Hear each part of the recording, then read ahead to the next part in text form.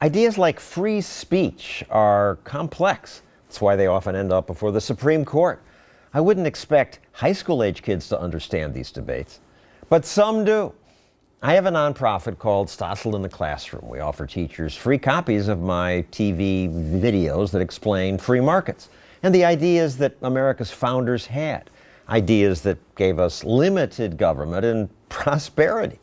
This year we ran an essay contest offering cash prizes for the best essay on the importance of free speech. 3,800 students sent in essays. It was hard to pick the very best, but our judges eventually picked the essay written by this young man, Colin Lehman. He's a homeschooled 17-year-old from Paulsboro, Washington. Colin looked around his world and noticed the success of TV shows and movies like the Hunger Games series that depict totalitarian societies.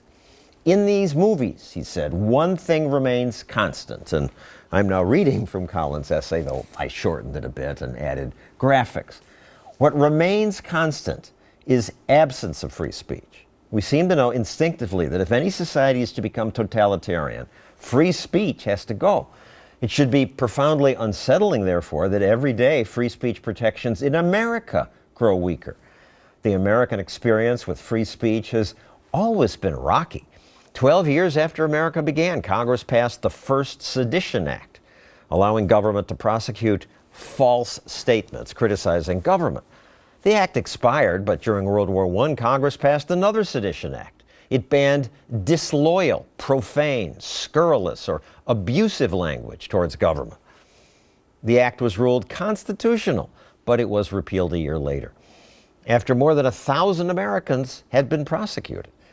It wasn't until the 1960s, that our modern free speech protections were established. This Supreme Court ruled that speech could not be punished unless it's likely to incite imminent lawless action.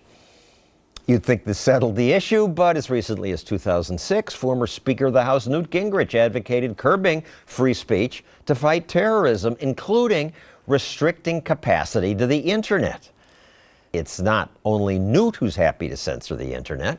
We're going to need help from Facebook and from YouTube and from Twitter. They cannot permit the recruitment and the actual direction of attacks or the celebration of violence by this sophisticated internet user. They're going to have to help us take down these announcements and these appeals as quickly as they get up. You're going to hear all of the usual complaints, freedom of speech, etc.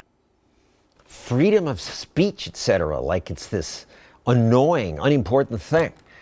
But this 17-year-old understands that it is important. He wrote, "Why should government decide which ideas are good or bad?" Now I'm reading his essay again. While activists today cry for restriction of hate speech against same-sex couples, they forget that this is the same government that used to run anti-gay PSAs, like this one. A sickness that was not visible like smallpox, but no less dangerous and contagious, a sickness of the mind. You see, Ralph was a homosexual. One never knows when the homosexual is about. He may appear normal, and it may be too late when you discover he is mentally ill. If we give government the right to prescribe the right way to talk at some point, says Colin, that power will be wielded by people with opposing convictions. During the Cold War, the American right stifled political opposition. Today, the left has emerged as speech totalitarians, silencing dissent to create safe spaces and destroying careers over jokes. The oppressed of yesterday have become the oppressors of today. This attitude that adults need to be protected from bad ideas is deeply disturbing. Free speech is an indispensable element of our liberty. No matter how wrong we think someone is, he should be free to speak as he chooses. Yes, he should. And so, congratulations, Colin Lehman. You're awfully young to write this. Thank you very much. You're a homeschooled student, and I'm noticing that a high percentage of kids who win this contest are homeschooled. So, Did your mother write this for you? No, I had to write this one myself. You're sure? Yeah. Okay.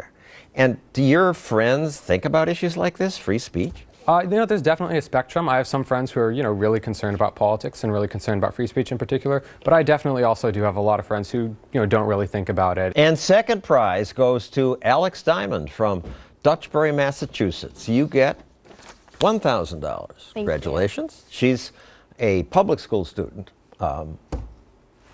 Glad some of you public school students win this too.